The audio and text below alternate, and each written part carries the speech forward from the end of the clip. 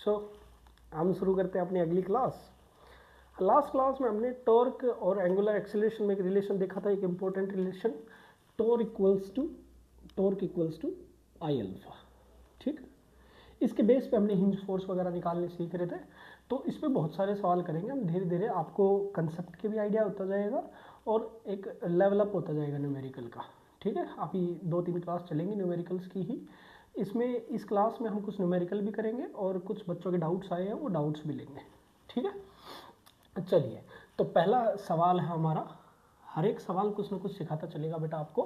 पहला सवाल है कि एक रोड है m मास की l लेंथ की, यूनिफॉर्म रोड है बेटा। ठीक, इस यूनिफॉर्म रोड को रिलीज कर दिया, क्या कर दिया, रिलीज कर दिया।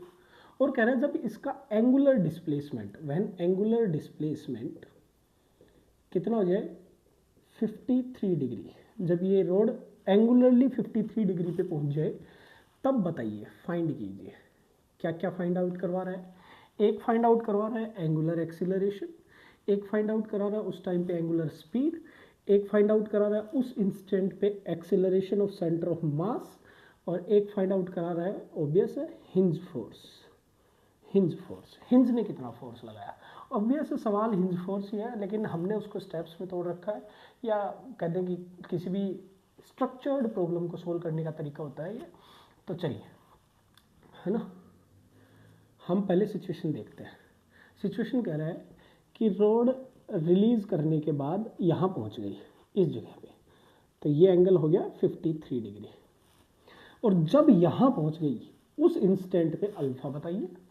अल्फा जानना है तो तुमने कहा कि सर आई तो मैं फिर भी लिख लूँगा अल्फा, तो टॉर्क जानना पड़ेगा। टॉर्क हम पिछली 2-3 क्लासेस में सीखते हुए आ रहे हैं। सर हिंज सिचुएशन है, हिंज के अबाउट मैं टॉर्क लिख दूंगा, कोई बड़ी बात नहीं है। तुमने कहा सर टॉर्क किस किस की वजह से आ सकता है, एक हिंज फोर्स की वजह से, दूसरा वेट होगा इसका। दोनों में से हिंज फोर्स तो हिंज के अबाउट टॉर्क 0 देगी, क्योंकि हिंज फोर्स जिधर भी होगा ऊपर की तरफ, लेकिन वो जैसे चेंज होता रहता है। भाई अगर ये रोड ऐसे घूम रही है तो हिंज का कंटेक्ट जैसे भी हो रहा होगा रोड के साथ, वैसे वैसे फोर्स होगा, तो नेट लगभग mg को बैलेंस करने के लिए ऊपर की तरफ ही आ रहा होगा। हम चेक कर लेंगे अच्छे से और भी। तो जो भी हिंज फोर्स होगा वो पास तो इसी एक्सिस से कर रहा होगा, तो उसके अबाउट तो टॉर्क हो जाएगा 0। अब दूसरा बच गया वेट। सर पूरी रोड के वेट अलग से सोल्व करूँ, या मैंने डायरेक्ट कंसेप्ट बना लिया लास्ट क्लास में कि सिर्फ सेंटर ऑफ मास चेक कर लो। भाई सेंटर ऑफ मास यहाँ होगा, कहाँ होगा, अगर l लेंथ थी तो l/2 लेंथ पे होगा। वो ऐसे अगर रोड रोटेट की है तो centre of mass circular motion perform करेगा इस एक्सिस के अबाउट, यहाँ पहुँच जाएगा। ये दूरी भी कितनी होगी बेटा, l/2। बढ़िया है। सेंटर ऑफ मास पे वेट कितना लगेगा, नीचे की तरफ mg, पूरी रोड का मास। सही है। अब गौर से देखेंगे, देखो गौर से देखेंगे कि ये तुम्हारी एक्सिस है इंच की, and this one is your mg की line of application of force. क्या दोनों स्क्यू लाइन्स हैं, बिल्कुल सर। अगर स्क्यू लाइन्स है सर तो मेरे को क्या चाहिए भाई, कितना फोर्स और स्क्यू लाइन्स के बीच की परपेंडिकुलर दूरी, वही टॉर्क हो जाएगा और नेट टॉर्क भी हो जाएगा, क्योंकि हिंज का तो 0 है। तुमने कहा टॉर्क हो जाएगा सर कितना, फोर्स mg, परपेंडिकुलर दूरी तुमने कहा ये l/2, ये 53, दिस इज परपेंडिकुलर दूरी and this will be l/2 का cos 53 आई थिंक 3/5 बोल रहे हैं मेरे बच्चे, तो 3/10l, सही है ना, cos 53 सही है। हाँ परपेंडिकुलर दूरी cos 53 है ऑब्वियस, तो 3/10l, this is torque. And हम जानते हैं टॉर्क क्या होगा, आई अल्फा के बराबर, तो this is 3/10 mgl। Sir I जिस एक्सिस के अबाउट टॉर्क लिखा है उसी एक्सिस के अबाउट आई लिखना पड़ेगा। सर आई तो एंड एक्सिस होगी ना, तो आई की जगह में क्या लिख सकता हूँ, ml²/3। Very good sir, l से l कैंसिल आउट, अल्फा कितना हो जाएगा 3/10, 3 3 9, सॉरी ऊपर जाएगा 9/10 g/l, this is your alpha. और ऑब्वियस है ये टॉर्क कैसे आएगा, इस एक्सिस के अबाउट ऐसे आएगा, तो अल्फा भी ऐसे आएगा, जिधर टॉर्क उधर ही अल्फा। सही है, क्लॉकवाइज। चलो बढ़िया है, तो अल्फा तो हमारा आ गया कितना 9/10 g/l, this is our alpha. दूसरा क्या पूछ रहा है बेटा, ओमेगा। सर ओमेगा निकालना है, क्या करूँ, स्पीड है। मैंने मेरे बच्चों को सिखा रखा है कि स्पीड को रिलेट करने के लिए आपके पास सबसे तगड़ी चीज़ है वेट, और अगर वेट का स्पेशल केस भी लग रहा हो तो दूसरी चीज़ है टीएमईसी। भाई वेट का स्पेशल केस ही तो है टीएमईसी। टीएमईसी में क्या है, एक्सटर्नल फोर्सेस का वर्क डन जीरो हो या हो ही ना, मतलब जीरो, एंड कंजर्वेटिव का वर्क होता है तो वो पोटेंशियल में कन्वर्ट हो जाएगा, कोई दिक्कत नहीं है। क्या इसमें एक्सटर्नल फोर्स है? बिल्कुल है, मतलब mg है और एक हिंज फोर्स है। अब हिंज फोर्स जो है उससे तो हमने लास्ट क्लास में भी चेक किया था अच्छे से कि हिंज फोर्स तो इस पॉइंट पे फोर्स लगा रहा है और ये पॉइंट कहीं डिस्प्लेस नहीं हो रहा, तो हिंज फोर्स का वर्क डन तो जीरो है। तो मैं टीएमईसी अप्लाई कर सकता हूँ क्योंकि एक ही बचा कंजर्वेटिव है वो ही। तो loss in potential is gain in kinetic. जब भी स्पीड्स को रिलेट करना हो इनको याद किया करो बेटा। याद मतलब मेमोराइज नहीं, याद रिकॉल किया करो। लॉस इन पोटेंशियल क्या है बेटा, mg कितने नीचे आया है। सर सेंटर ऑफ मास पहले यहाँ था, कितना नीचे है, यहाँ है।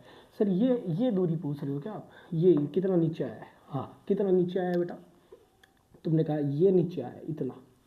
ये कितनी है, L/2 का आई थिंक साइन 53 बोल रहे मेरे बच्चे, तो L/2 कितनी हो जाएगी, sign 53 4/5 that is 4/10L।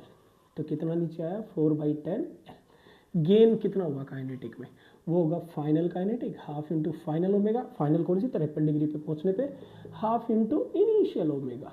Initial omega sir initially यहाँ थी रिलीज किया, इनिशियली वेलोसिटी जीरो, तो ओमेगा भी जीरो, तो काइनेटिक भी जीरो। 4/10 mgl half. आई कितना होगा बच्चे, सर आई तो रोड के एंड पे कितना है, ml²/3।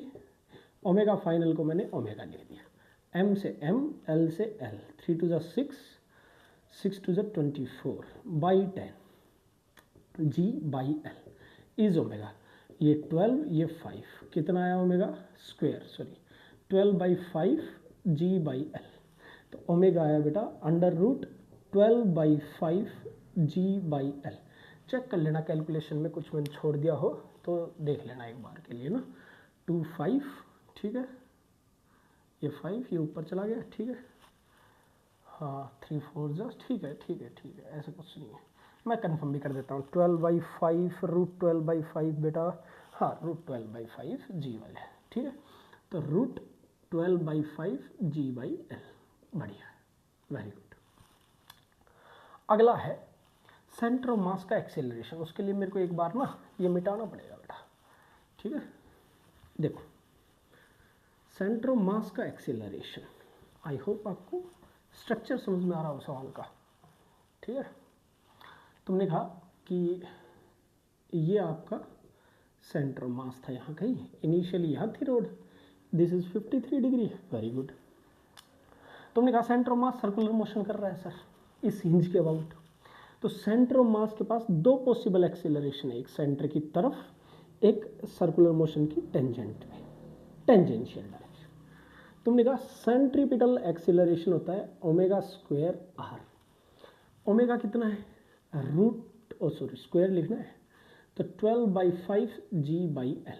r क्या है सर, r है कितनी ये दूरी है, सर्कुलर मोशन की रेडियस, भाई जितनी भी दूरी पे रहेगा, तो L/2 12/10 g/l। This is centripetal acceleration, बढ़िया है। टेंजेंशियल एक्सेलरेशन क्या होता है, तुमने कहा टेंजेंशियल होता है अल्फा इंटू दूरी r। अल्फा कितना है बेटा, अरे यार हाँ सही सही लिखा, मेरे को लगा अल्फा लिख दिया इधर मैंने। अल्फा कितना है 9/10 g/l इंटू r। r कितना है बेटा L/2 I think 9/20 g। This is tangential acceleration. Sir ये दोनों ही नहीं पूछे थे, हाँ नहीं पूछे थे भाई, क्या पूछा था, सेंटर ऑफ मास का एक्सेलरेशन, उसमें तो दोनों का योगदान है, AC² plus AT² under root 12/10 g/l का स्क्वायर प्लस 9/20 g का स्क्वायर। ये l कैंसिल आउट नहीं हुआ क्या, हो गया ये हो गया ना, हाँ ठीक है, दिस इज जी, ठीक है अब ठीक है ना। तो यहाँ से तुम कॉमन लेकर के सोल्व कर लो, इसको सोल्व कर लो, दिस इज द आंसर, यही आंसर बेटा ना। इसको सोल्व कर लेना, बस स्क्वायर ही तो ओपन करना है। लास्ट सवाल पूछ रखा है कि हिंज फोर्स बताओ भाई साहब। अब हिंज फोर्स कितना होगा सर, किधर होगा भाई, कहीं भी होगा, मेरे को पता है इस पूरी रोड के पास दो एक्सेलरेशन है, मतलब सेंटर पास मास के पास दो एक्सेलरेशन है, तो रोड के पास भी है, एक AC एक AT। नेट कुछ ऐसे आएगा, ठीक भाई, नेट तो कुछ ऐसे आएगा, सही है। तो अगर एक एक्सेलरेशन इधर है तो एक नेट फोर्स तो इस डायरेक्शन में मिलेगा, एक नेट फोर्स इस डायरेक्शन में मिलेगा, एक तो ये। या फिर तुम चाहो तो हॉरिजॉन्टल में भी सोच सकते हो, इसका हॉरिजॉन्टल इसका भी हॉरिजॉन्टल, दोनों का सम, ठीक। सुनो ध्यान से, तुमने कहा कि सर अगर AC इधर है, mg तो लग रहा है इधर, ये जो भी होगा ये हिंज फोर्स जिधर भी होगा और जितना भी होगा उसके दो कंपोनेंट तो रिजोल्व कर ही सकता हूँ मैं। एक कंपोनेंट मैंने मान लिया कि इस तरफ है, ठीक, हिंज का एक कंपोनेंट, इस डायरेक्शन को मैं कह रहा हूँ रेडियल। क्या कह रहा हूँ बेटा? रेडियल। तो FR। और दूसरा कंपोनेंट मैंने मान लिया इस डायरेक्शन में। ये डायरेक्शन कौन सी है भाई? सेंटर मास के लिए टेंजेंशियल है, तो नाम दे रहा हूँ मैं इसका टेंजेंशियल डायरेक्शन। इसके पैरेलल लाइन ये इस तरफ मान लिया मैंने एक कंपोनेंट। भाई ये दोनों तो एक दूसरे के परपेंडिकुलर है, रेडियल और टेंजेंशियल, सही है। ये दोनों परपेंडिकुलर है, ये दोनों परपेंडिकुलर है, ये दोनों पैरेलल है, ठीक। इन दोनों का नेट सम होगा। मान लो मैंने कोई डायरेक्शन, मान लो FR ऊपर नहीं था, उसका एक कंपोनेंट इधर था और दूसरा कहीं और था, तो मेरा आ जाएगा अपने आप, मेरा अपने आप आ जाएगा भाई, जैसा तुम्हारा आएगा भाई। डायरेक्शंस वगैरह ही तो है, उसमें क्या है।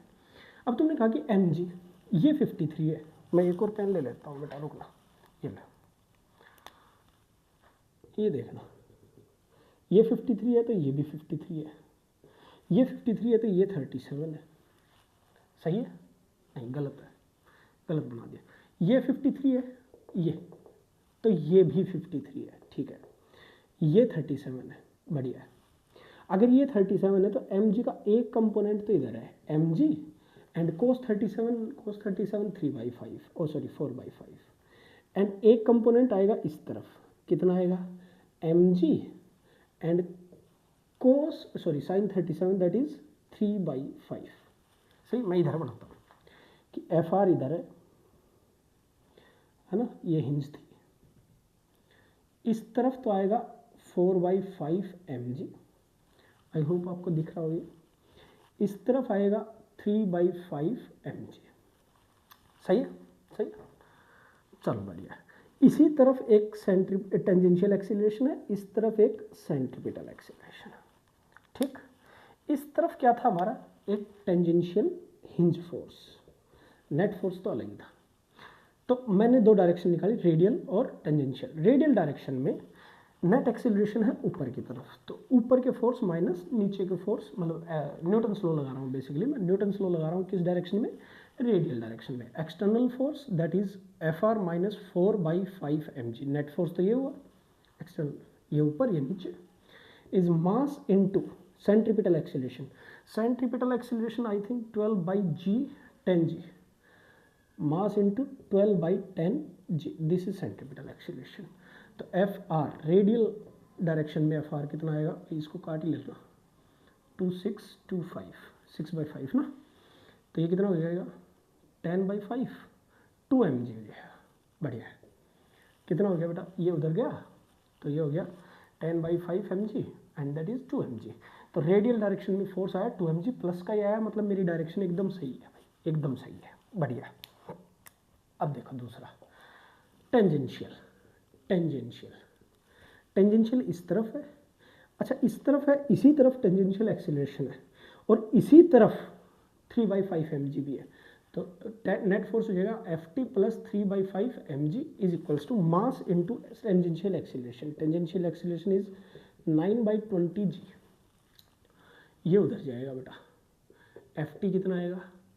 mg कॉमन, 9/20 माइनस 3/5 कितना आएगा बेटा? ये इसको मिटा देता हूँ, तो mg ये आएगा 9 माइनस 12/20 दैट इज -3, तो Ft आया मेरा -3/20 mg। माइनस आया, इस बात का सिर्फ ये अर्थ है कि सर आपने जो Ft लिया था उसके ऑपोजिट डायरेक्शन में है Ft, तो मतलब मैंने लिया था इस तरफ, बल्कि इधर नहीं है मेरा Ft, किस तरफ होना चाहिए था? इस तरफ होना चाहिए था Ft। मेरे से ना एफ आर पूछा था ना एफ टी, मेरे से तो हिंज फोर्स पूछा था। हिंज फोर्स क्या हो जाएगा बेटा, दोनों का नेट सम, दोनों का नेट सम। दोनों का नेट सम क्या होगा भाई, नेट हिंज फोर्स हो जाएगा अंडर रूट एफ आर का स्क्वायर प्लस एफ टी का स्क्वायर। सर वैल्यू, अब माइनस तो बस डायरेक्शन बता रहे हैं, तो वैल्यू कितनी आई है इसकी 3/20 mg, और इसकी वैल्यू कितनी आई है 2 mg। वैल्यू पुट कर दो, आंसर आ गया तुम्हारे पास। तुमने कहा 3/20 का स्क्वायर प्लस 2 का स्क्वायर और बाहर आ गया mg। This is your net hinge force, this your answer. कितना हो गया 9, 404, ठीक है, 1609/400 मतलब रूट 1609 mg बाई नीचे कितना था 400, तो रूट 400 लिख दो, तुम सोल्व कर लेना, इसको रूट से बाहर ले लेना, हो जाएगा आंसर। तो दिस इज योर आंसर। अब सवाल क्या था, सवाल था हिंज फोर्स निकालना। उसके लिए बाकी जो चीज़ें थी वो प्री रिक्विजिट थी, हमने उसको सोल्व किया। स्ट्रक्चर्ड एग्जाम्पल्स ऐसे ही होते हैं बेटा, ठीक है, थोड़े स्टेप बाय स्टेप हम सोल्व करना सीख रहे हैं। तुम्हें डायरेक्ट पहुंचना चाहिए, तुम्हें हिंज फोर्स पे डायरेक्ट पहुंचना चाहिए, ये सब खुद से सोल्व करके, ठीक है, ओके। हाँ, कोई बच्चा कह रहा है कि सर आपने इधर ले लिया एफ आर एफ टी ऐसे ले लिए, मैं हॉरिजॉन्टल और वर्टिकल मान लेता है यहाँ पे कि एक इधर है एक इधर है, हम मान ले, तो फिर तेरे को सारी चीज़ें हॉरिजॉन्टल वर्टिकल में, जैसे नेट एक्सीलरेशन जो है ना AC AT, तो AC का हॉरिजॉन्टल, AC का हॉरिजॉन्टल, AC का वर्टिकल, AT का हॉरिजॉन्टल, AT का वर्टिकल, फिर नेट वर्टिकल में एक्सीलरेशन, नेट हॉरिजॉन्टल में acceleration, net mg in vertical, सारा ही वर्टिकल में है, तो नेट फोर्स फिर से लगा सकते हो तुम, ऐसी कोई दिक्कत नहीं है, तुम किसी भी डायरेक्शन में कंपोनेंट रिजोल्व करो, ठीक। तो ध्यान रखेंगे। अगला सवाल करते हैं बेटा, ठीक है, चल अगला सवाल है, हाँ, एक डिस्क दे रखी है बेटा, ठीक है, क्या दे रखी है भाई, एक डिस्क, ठीक, 2-3 बार देख लेना सवाल को, है ना। एक डिस्क दे रखी है ऐसा, ठीक, ये उसका सेंटर है।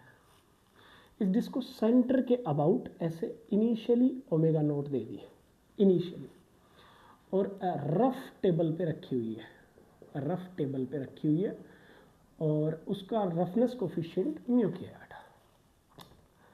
ये टॉप व्यू है, ये क्या है, टॉप व्यू, मतलब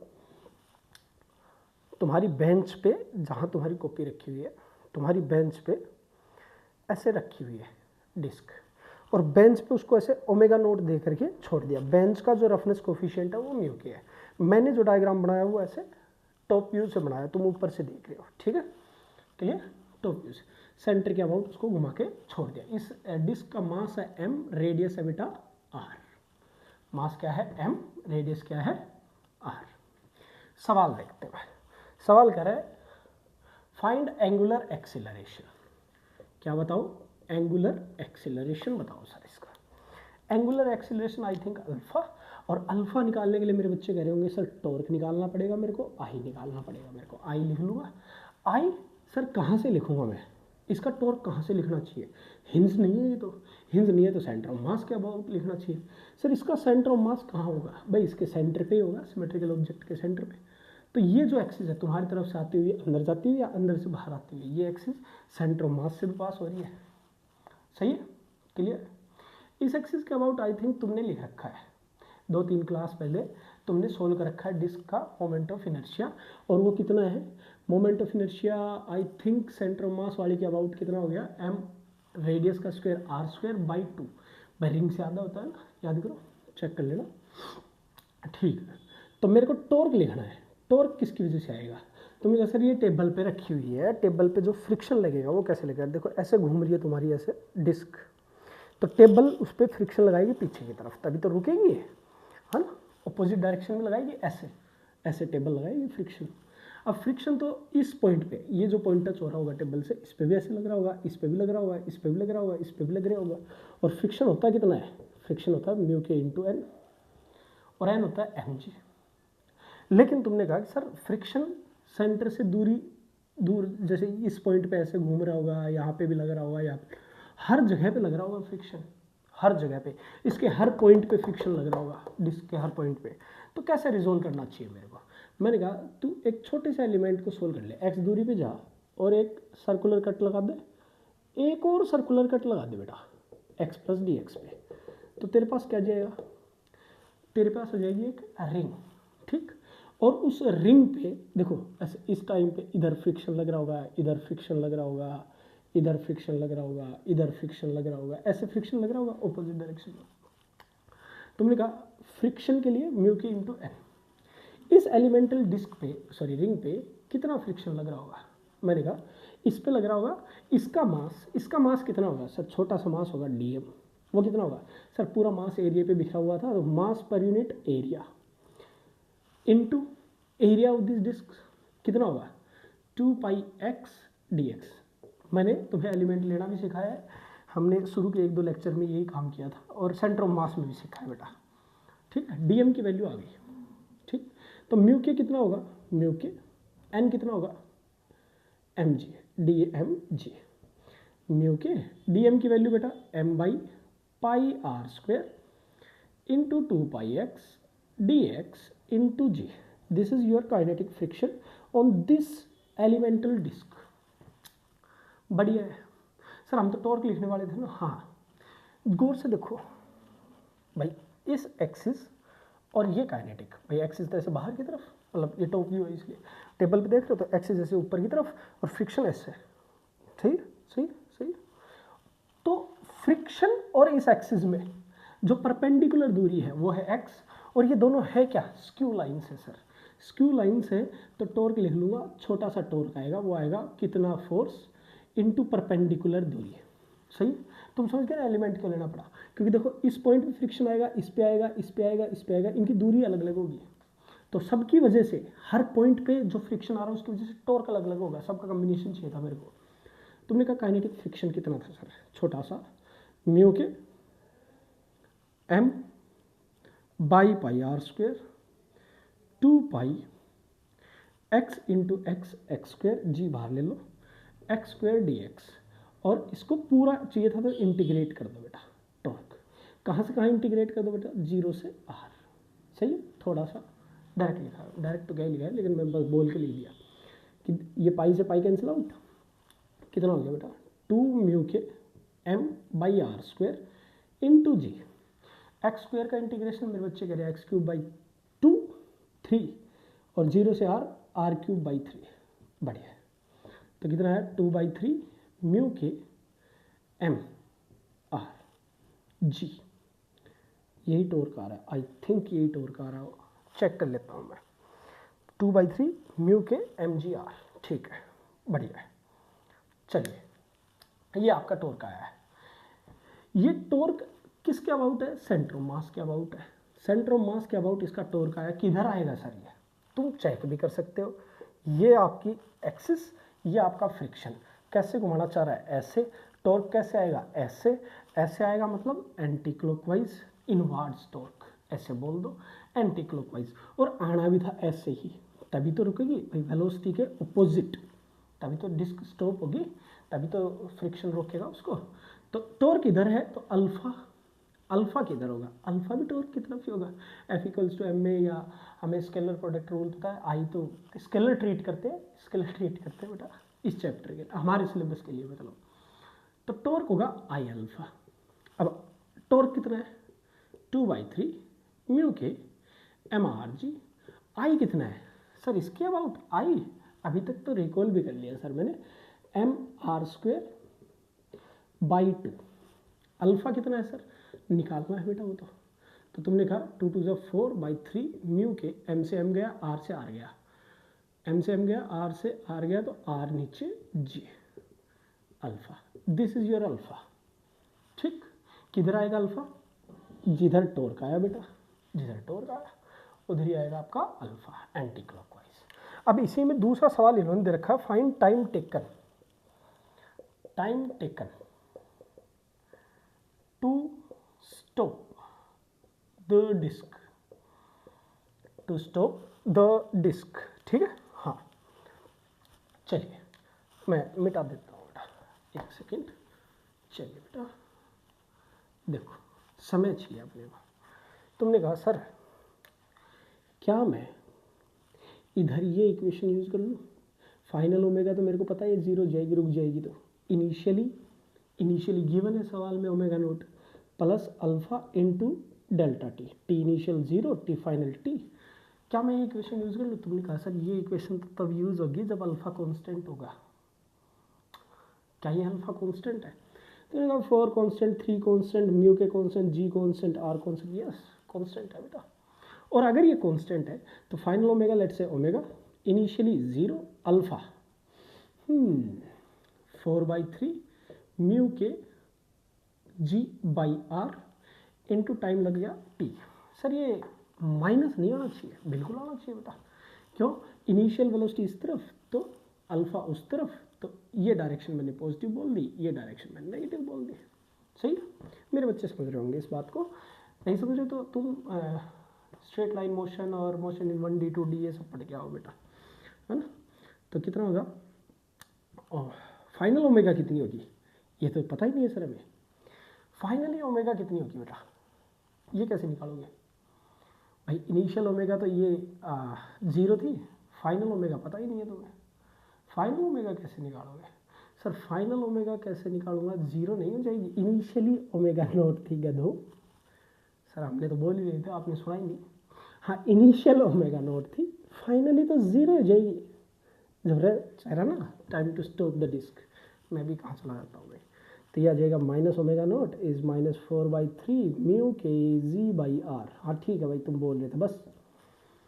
तो ये हो गया omega naught 3/4 r by mu के g is time, this is your time. इतने समय के बाद रुक जाएगी। अगला सवाल क्या है? अगला सवाल है इनका, अगला सवाल है बेटा find the number of rotations completed by disc to before stop. Number of rotations, कितने रोटेशंस चलेंगे? तुमने कहा सर एक चक्कर 2 पाई में, तो नंबर ऑफ रोटेशंस होते हैं कितना एंगल चला डिवाइड बाई 2 पाई।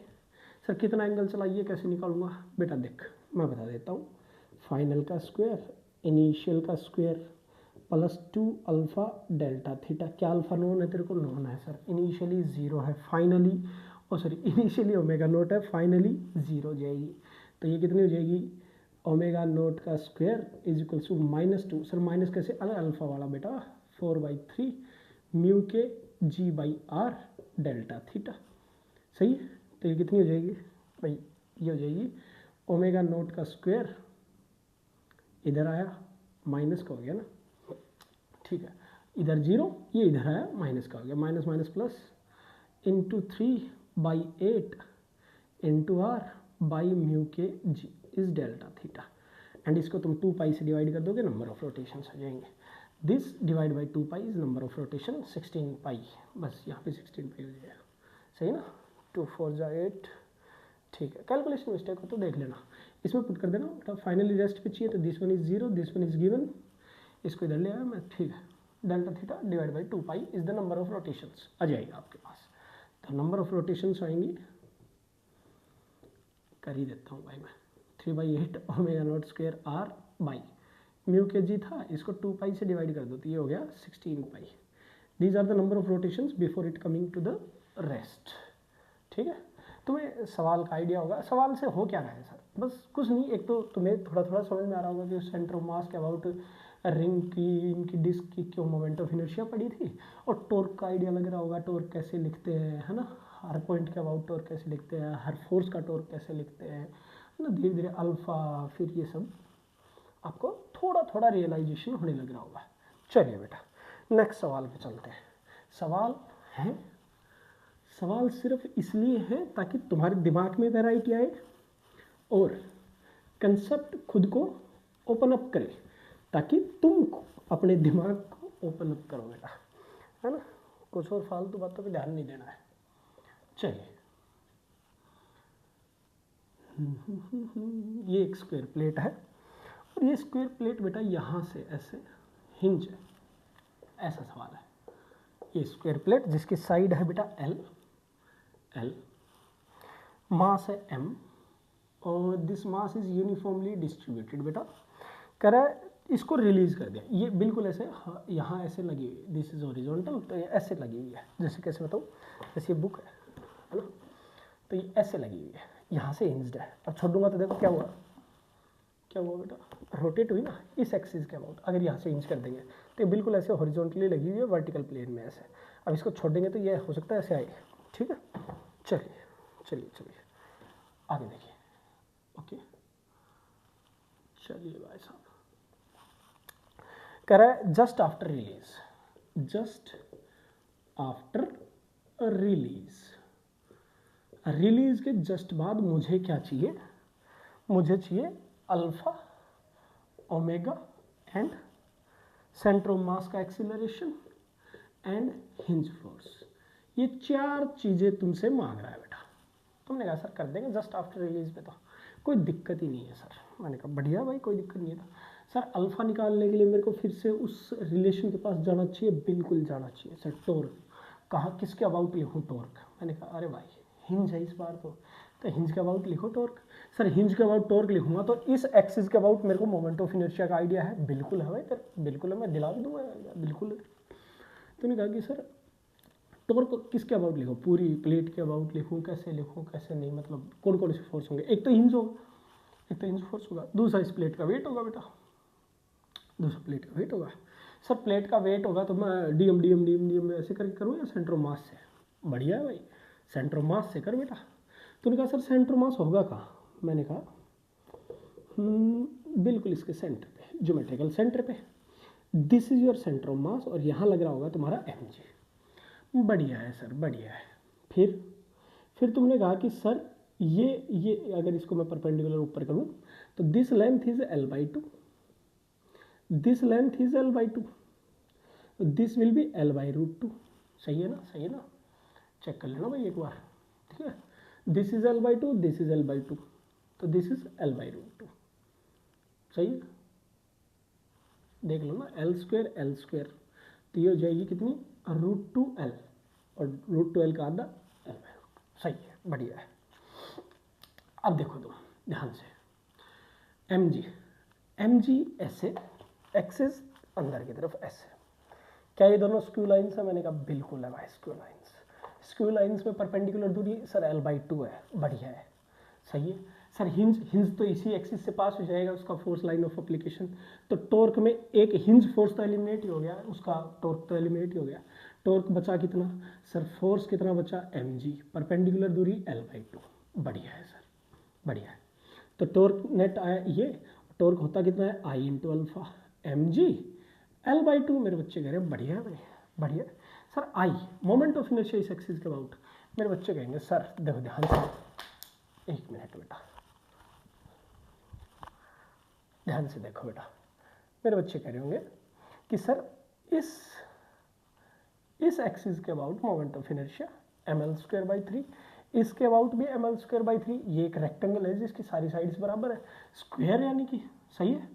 और ये इन दोनों के परपेंडिकुलर है, ये एक्सिस एक दूसरे के परपेंडिकुलर, और ये तीसरी इसके परपेंडिकुलर है, तो बाई परपेंडिकुलर एक्सिस थ्योरम मेरे बच्चे बोल रहे होंगे, या मेरे बच्चे डायरेक्ट बोल रहे होंगे सर इसके अबाउट लिखना है ml²/3, 2/3 ml², 2/3 ml², perpendicular axis theorem से लिखा है बेटा मैंने, अल्फा mg l/2, पता है ना कहाँ मिलेगी परपेंडिकुलर एक्सिस थ्योरम, जो बढ़िया है, अल्फा g 3 ऊपर 4 नीचे, 2 × 4, 3g कुछ रह तो नहीं गया, l, this is your answer, this is your alpha. मैं चेक कर लेता हूँ बेटा एक बार, 3g/4l, 3g/4l, ठीक है, दिस इज योर आंसर बेटा, सही है, 3g/4l।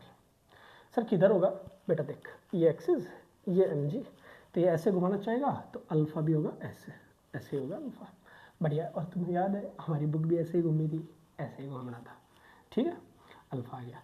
सर ओमेगा, अरे सर क्यों बकवास कर रहे हो, मैंने कहा क्या हो गया, तो मैंने कहा just after release initially rest, just release पे v0 तो ओमेगा भी 0, तो ये तो हो गया ओमेगा हो गया 0।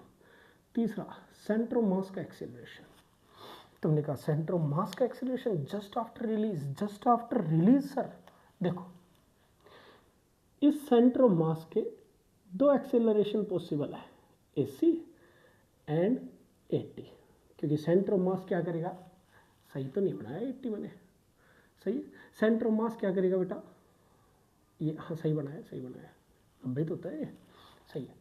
सेंटर ऑफ मास क्या करेगा बेटा भाई, रोटेट करेगा, सॉरी सर्कुलर मोशन करेगा एक्सिस के अबाउट। तुमने कहा कि सर AC कितना होगा, मैंने कहा जस्ट आफ्टर रिलीज ओमेगा 0 तो AC 0। 80 कितना होगा, alpha into r, r is the दूरी, दूरी इज द L/√2। अल्फा कितना है बेटा 3G बाई 4L, L/√2 कितना आएगा 3/4√2G। This is your tangential acceleration.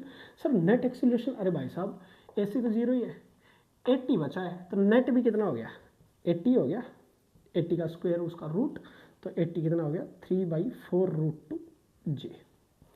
बढ़िया है भाई, this is your net acceleration. किस तरफ आया सर, इस तरफ आया, इस तरफ आया, मतलब तेरा सेंटर ऑफ मास ऐसे चलेगा, ऐसे गई थी हमारी बुक, ऐसे गई थी, बढ़िया है। चौथा क्या पूछा उसने, हिंज फोर्स, बढ़िया है भाई, हिंज फोर्स। सर फिर वही बात, फिर से कंपोनेंट लोगे, चलो मैंने हॉरिजॉन्टल का तुम्हें करने के लिए दिया था, इस बार मैं ले लेता हूँ, कोई बड़ी बात नहीं है। मुझे नहीं पता हिंज फोर्स किधर है, तो मैंने क्या किया, दो कंपोनेंट मान लिए, एक वर्टिकल में हिंज फोर्स का और एक इस तरफ हॉरिजॉन्टल में। तो डायरेक्शन वायरेक्शन का कोई लोचा नहीं है, अरे होगा तो देख लेंगे बेटा। नेट एक्सीलरेशन किधर है, मैं डायग्राम इधर बनाता हूँ, दिखेगा ना, चलो देखो, देखो बेटा ये हिंज थी, मैंने इधर मान लिया वर्टिकल कंपोनेंट, इधर मान लिया हॉरिजॉन्टल कंपोनेंट, कहीं भी हो मेरे को कोई दिक्कत नहीं है, मेरे को कोई दिक्कत नहीं है भाई। दूसरा सेंटर ऑफ मास L/√2 पे, उसका एक्सेलरेशन इधर, net acceleration centre of mass का इधर, बढ़िया है, सही है। 1 mg लग रहा है नीचे, तुमने कहा सर ये एंगल कितना, मेरे हिसाब से मेरे बच्चे कह रहे होंगे कि सर ये एंगल कितना आएगा, ये एंगल 45, तो ये एंगल भी कितना 45, तो mg वर्टिकल में 45, एक्सेलरेशन ऑफ सेंटर ऑफ मास के दो कंपोनेंट, वर्टिकल में तो आएगा acceleration of centre of mass का cos 45, और cos 45 कितना होता है 1/√2, ये होता है ना भाई, 1/2 होता है, 1/√2, 1/√2 है ना। इधर कितना आएगा acceleration of centre of mass का sin 45, sin 45 भी कितना होता है 1/√2। डायग्राम दिख गया। इस बार एक्सेलरेशन को रिजोल्व कर लिया सर आपने, हाँ तो रेडियल और टेंजेंशियल में नहीं लिए ना इस बार, पिछली बार रेडियल टेंजेंशियल में लिए लास्ट साल में, तो मैंने रेडियल और टेंजेंशियल में एक्सेलरेशन थे मेरे नेट, वही तो मैं कह रहा था, उधर टेंजेंशियल सेंट्रीपिटल और टेंजेंशियल का नेट निकालो, फिर उसके कंपोनेंट निकालो, सही। सिमिलरली इधर मैंने हॉरिजॉन्टल वर्टिकल में ले लिया, तो सारी चीज़ें मैं हॉरिजॉन्टल वर्टिकल में चेक कर लूँगा मैं, तो अब मैं न्यूटन्स लॉ लगाऊंगा, वर्टिकल में लगा देता हूँ बेटा, वर्टिकल में न्यूटन्स लॉ क्या होगी बताओ, चेक करो। तुमने कहा सर वर्टिकल में फोर्स ऊपर की तरफ तो हिंज का वर्टिकल कंपोनेंट, नीचे की तरफ mg, और सेंटर मास का वर्टिकल एक्सेलरेशन नीचे की तरफ, तो नीचे की फोर्स mg, नेट फोर्स हो गया mg minus fv is equals to centre of mass का एक्सेलरेशन 3g/4√2, 1/√2 से मल्टीप्लाई, तो कितना हो गया 3/8 इंटू जी, ये तो एक्सेलरेशन हो गया 3/4√2g into 1/√2g, 1/√2 into mass, तो fv कितना हो जाएगा बेटा mg माइनस 3/8 mg, ये हो जाएगा भाई, fv उधर गया वो इधर आ गया, तो 8 minus 3 5 mg/8, this is vertical component, positive आया, सही डायरेक्शन हमारी। दूसरा इधर कर देता हूँ बेटा, आई होप दिख रहा होगा ना आपको। चलो इधर देखो, अब चाहिए क्या क्या क्या क्या, हॉरिजॉन्टल, हॉरिजॉन्टल में इधर है फोर्स, mg का कोई कंपोनेंट है नहीं हॉरिजॉन्टल में, नेट एक्सीलरेशन हॉरिजॉन्टल का, हॉरिजॉन्टल सेंटर ऑफ मास के हॉरिजॉन्टल कंपोनेंट का एक्सीलरेशन इधर है, तो एक्सीलरेशन ऑफ सेंटर ऑफ मास कितना है 3/4, वो तो सेम ही हो गया 3/8 g, this is acceleration into mass, mass कितना है m, so this is your horizontal component mg 3/8, सही है। तो नेट दोनों डायरेक्शन सही है, इसका मतलब दोनों पॉजिटिव आए, तो नेट एक्सीलरेशन क्या होगा, नहीं sorry net force, net force I think फिर बेटा ये हो जाएगा, देखा चेक किया कि इस स्क्वायर प्लेट पे हिंज फोर्स नेट इधर लग रहा है, इधर, ठीक है ना, नेट, एक कंपोनेंट वर्टिकल एक हॉरिजॉन्टल। सर वो रोड पे जब रोड सीधी हो गई थी वर्टिकल बचा था, हो सकता है इसका बच जाए, अगले सवाल में देख लेंगे बेटा, तो टेंशन लेते हो। Sir this is your net, net होगा कितना, मैंने कहा कि भाई अंडर रूट एफ वी का स्क्वायर प्लस एफ एच का स्क्वायर। एफ वी कितना है बेटा, एफ वी है 5/8 का स्क्वायर प्लस 3/8 का स्क्वायर, बाहर लिख लो एम जी, सॉल्व कर लेना बेटा। This is your net force, this is your net force, सही है।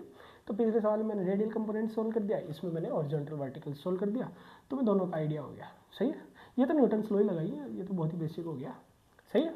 चलो नोट डाउन करो बेटा इसको, जल्दी सोल्व कर लेना इसको, क्या है, ठीक है। 8 बाहर आ गया, 34 हो जाएगा शायद, चेक कर लेना भाई।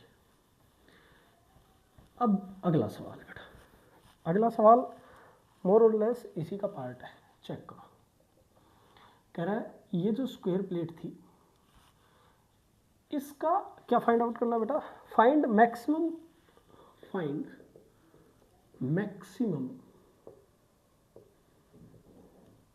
Angular speed.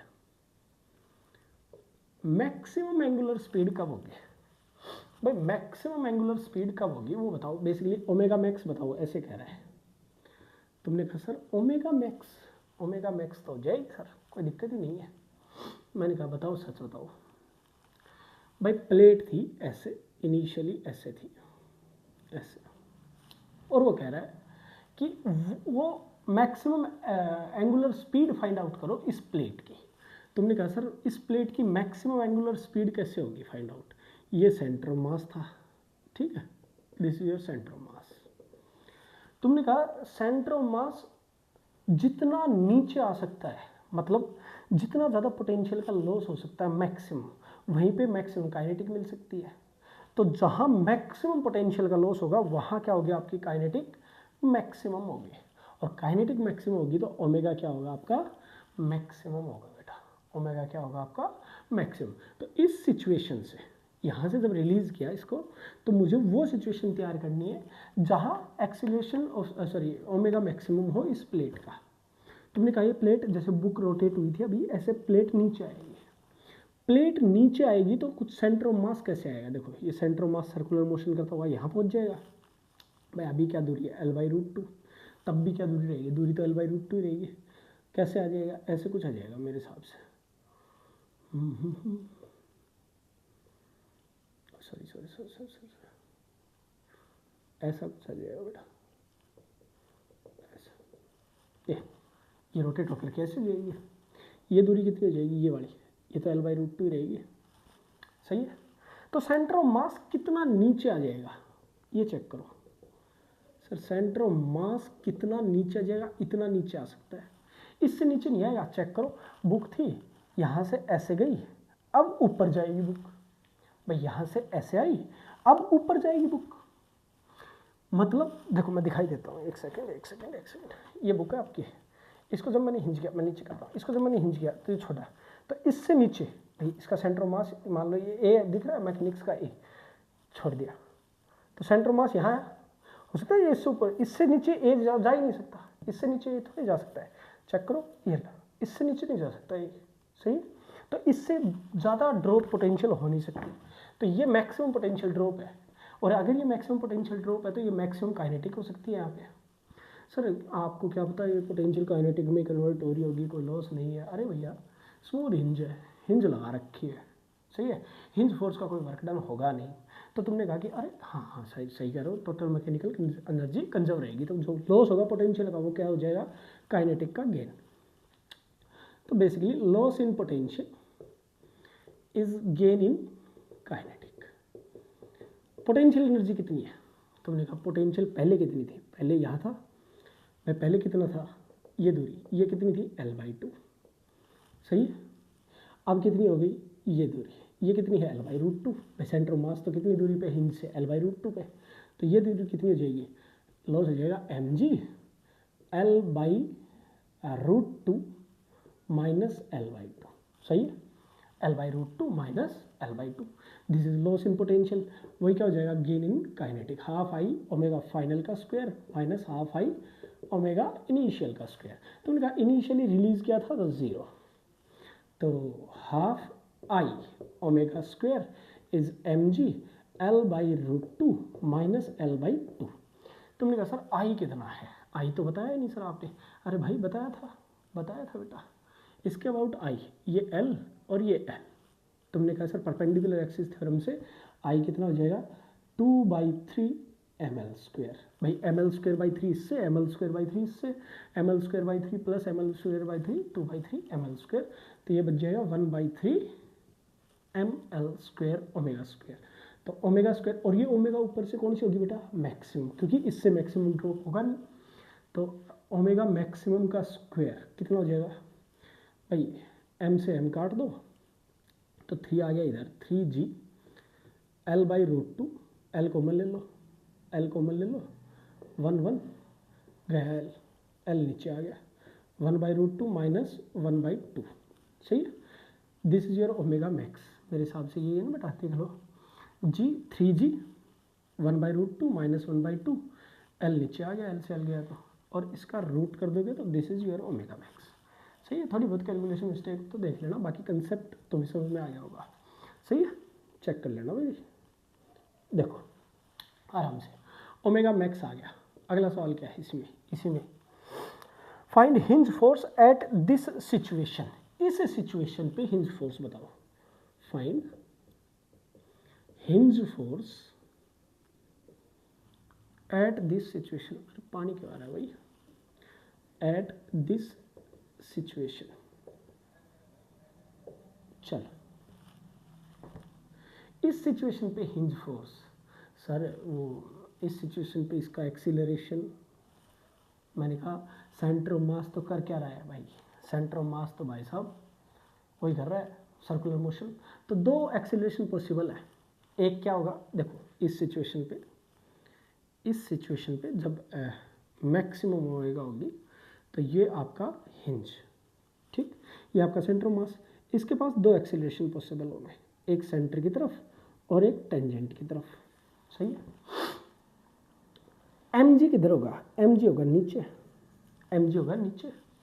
हिंज फोर्स किधर होगा भाई, हिंज फोर्स जिधर भी होगा, लेकिन तुम्हें पता है वो इस एक्सिस से ही पास कर जाएगा, तो टॉर्क हिंज के वजह से 0, और mg भी इसी एक्सिस से पास कर गया इस बार, तो इस सिचुएशन पे तो टॉर्क आ गया 0, टॉर्क 0, सर I 0 है नहीं, अल्फा क्या आ गया 0, यानी कि यहाँ पे अल्फा क्या हुआ है 0, और जब ऐसे तुम पढ़ोगे तुम्हें पता है कि अल्फा 0 होना चाहिए था यहाँ पे, तभी तो ओमेगा मैक्स हुआ है, ठीक है।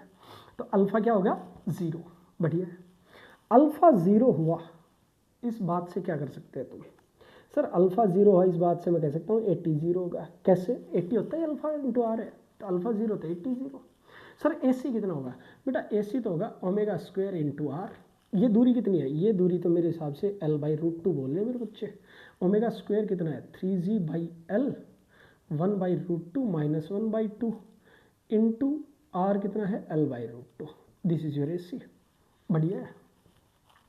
तो सर हिंज फोर्स कितना होगा भाई, हिंज फोर्स के दो कंपोनेंट ले लो, एक ले लो हॉरिजॉन्टल में, एक ले लो वर्टिकल में, किसी को नहीं मानना तो तुमने कहा सर हॉरिजॉन्टल में तो एक्सेलरेशन है ही नहीं, 80 तो 0 आ गया, 80 अगर 0 आ गया तो हॉरिजॉन्टल में फोर्स भी नहीं है, हॉरिजॉन्टल में ना mg का कोई कंपोनेंट है, तो हॉरिजॉन्टल में तो कोई फोर्स है ही नहीं, हो ही नहीं सकता, होता अगर नेट एक्सटर्नल फोर्स होता तो कोई ना कोई एक्सेलरेशन होता, और अगर सिर्फ हिंज का होता तो कोई ना कोई बैलेंस कर रहा होगा, सही है, लेकिन यहाँ तो ना कोई बैलेंस कर रहा, ना बैलेंस कर रहा, तो हिंज का भी नहीं है, सही है।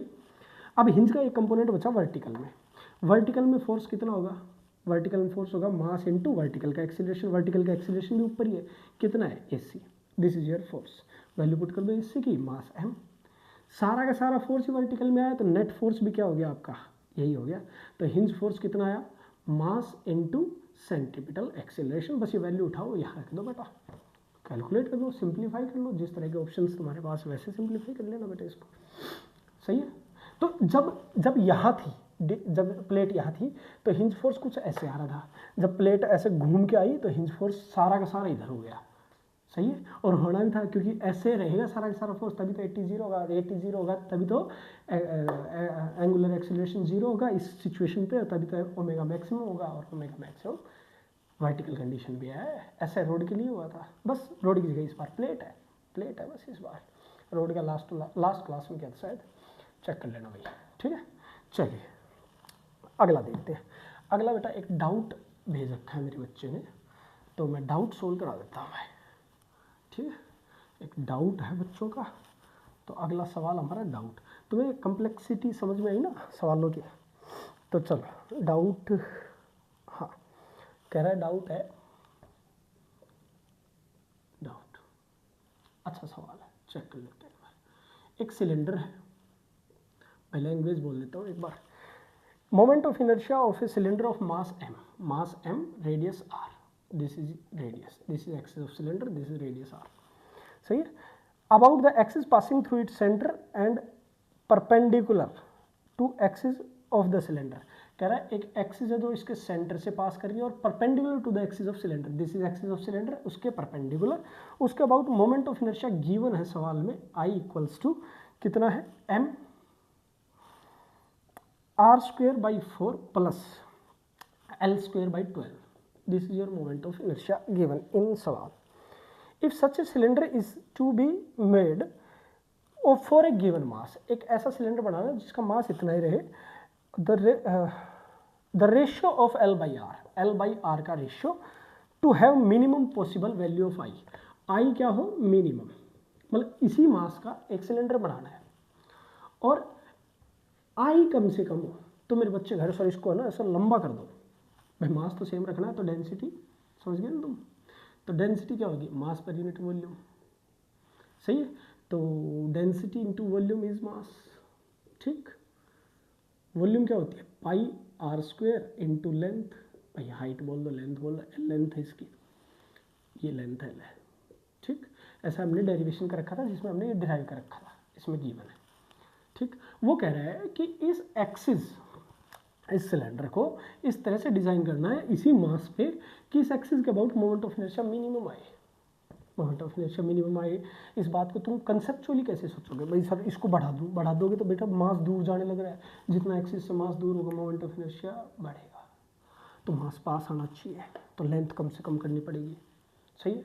तो लेंथ के रिस्पेक्ट में मोमेंट ऑफ इनर्शिया डिफाइन कर सकते हैं। चलो देखते हैं, मास ही है, मास की वैल्यू पुट करो, रो πr² l, r²/4 plus l²/12, this is your, क्या है ये आया बेटा आपका I, सही है, I आ गया। अब तुम्हें क्या करना है, तुमने कहा I मिनिमम चाहिए, क्या I L का फंक्शन है क्या? हाँ बिल्कुल है, बिल्कुल है भाई, I L का फंक्शन है। अरे ऐसे रख लो ना इसको, चलो ऐसे रख लो, m को m रख लो, r² की वैल्यू उठाओ यहाँ से, r² की वैल्यू आई m/ρ/l, तुमने कहा m r² कितना है m/ρ/l प्लस l²/12, ठीक। m तो यही रखना है, तो m को एज इट इज़ रख लिया मैंने। तुमने कहा sir I moment of inertia basically ये और ये एक ही बात है, मैंने सारा मोमेंट ऑफ इनर्शिया लेंथ पे डिपेंड शो कर दिया। लेंथ पे डिपेंड शो करने से मेरे पास हुआ क्या, अरे 4 कहाँ गया, 4 यहाँ है, सही है, r² की वैल्यू पुट किया। मेरे पास हुआ क्या कि मैं ये जानता हूँ कि अगर किसी चीज़ का डिफ्रेंशिएशन 0 है तो that can either be maximum और मिनिमम। मैं लेंथ को पास लेके आ रहा हूँ, तो di/dl क्या होना चाहिए, मिनिमम होना चाहिए। सर di/dl को 0 करोगे आपको क्या होता, मिनिमम ही आएगा आंसर, मैक्सिमम क्यों नहीं हो सकता। अरे बेटा लेंथ को बढ़ाओगे, ऐसे बढ़ाओगे तो ये बढ़ेगा, रेडियस रिड्यूस होगा, भाई लेंथ को बढ़ाओगे तो रेडियस के रिस्पेक्ट में बहुत बातें बोली जाएंगी, और लेंथ को घटाओगे, ऐसे घटाओगे तो रेडियस सेम, मास सेम, मास तो उसमें भी सेम था। तो सर इसमें लेंथ को पास लाने से हुआ क्या, मिनिमम हुआ, भाई पास लाने से मिनिमम हुआ। तो di/dl 0 करने का मतलब हुआ कि लेंथ बदलने से मोमेंट ऑफ इनर्शिया नहीं बदलना चाहिए, मतलब मैं इतनी लेंथ रख दूं कि लेंथ सभी की सेम हो जाए, तो सारा मास ऐसे यहाँ इस एक्सिस पे पड़ा रहे, सही है। तो 0 हो जाएगा, कम हो जाएगा, मिनिमम हो जाएगा। मतलब इतना पास ला सकता हूँ कि इस मास को रखने के लिए मैं कितनी पास से पास दूरी पर रख सकता हूँ। तो ऑब्वियसली di/dl 0 होते ही क्या आएगा, मेरा मिनिमम आएगा, मिनिमम आएगा। तो di/dl क्या होगा सर, di/dl चेक करो, m तो बाहर, m/4 रो पाई बाहर, l की पावर -1, -1 l की पावर -2, तो यह आ जाएगा -1/l² plus 1/12 as it is, और ये क्या आएगा L2, तो आ जाएगा 2l, तो कितना आ जाएगा ये 2l। सही है ना, सही है बेटा। तो di/dl होना क्या चाहिए, 0 होना चाहिए, 0 के बराबर पुट कर दो। तो ये हो गया 0 = m² माइनस का अपॉन 4 पाई रो l² प्लस 2/12 हो गया 1/6, तो ये हो गया ml/6, दिस इज ml/6। ये सारा होना क्या चाहिए, 0 होना चाहिए, to be minima 4 rho pi l² is ml/6। बढ़िया है, m से m काट दो बेटा, m से m काट दिया, 2 2 ज़ा 4, 2 3 ज़ा 6, तो ये हो गया l³ = 3m/2 रो पाई। सही है क्या, सही है क्या, सही है क्या, चेक करो भाई, 2 रो पाई, सही है, सही है, बढ़िया। l² उधर गया, l³ हो गया। मेरे को l/r चाहिए था ना बेटा, l/r चाहिए। तो एक काम करो, इसको l² को इधर ही रखो। क्यों, क्योंकि इसका एक l भेज दो।